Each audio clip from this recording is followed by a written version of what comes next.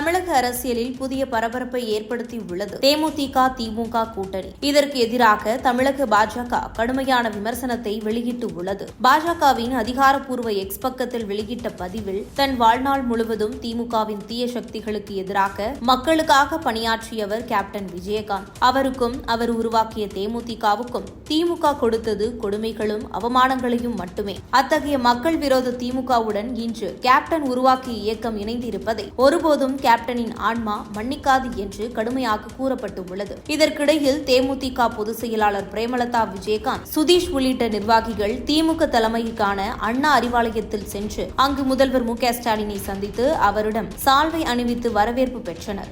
இந்த சந்திப்பில் துணை முதல்வர் உதயநிதி ஸ்டாலின், அமைச்சர்கள் கே.என். நேரு, ஏவா வேலு, சேகர் பாபு, எம்பி கனிமொழி, முன்னாள் அமைச்சர் பொன்முடி உள்ளிட்டோர் பங்கேற்றனர். சந்திப்புக்கு பிறகு செய்தியாளர்களிடம் பேசிய பிரேமலதா, தமிழக சட்டப்பேரவை தேர்தலில் தேமுதிக யாருடன் கூட்டணி அமைக்கும் என்ற கேள்வி நீண்ட நாட்களாக நிலுவி வந்தது.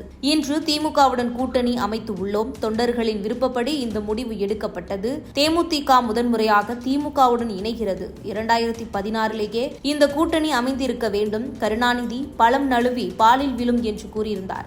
ஆனால் அது கேப்டன் இல்லாத போது தாமதமாக நடந்துள்ளது.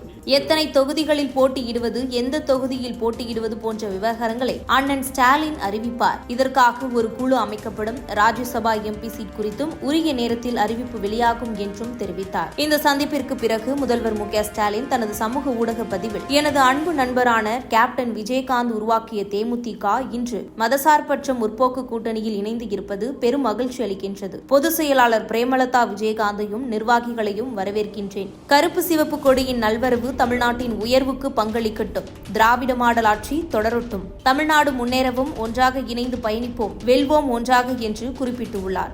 இது குறித்து உங்களுடைய கருத்துக்களை கமெண்ட் பாக்ஸில் கமெண்ட் பண்ணுங்க.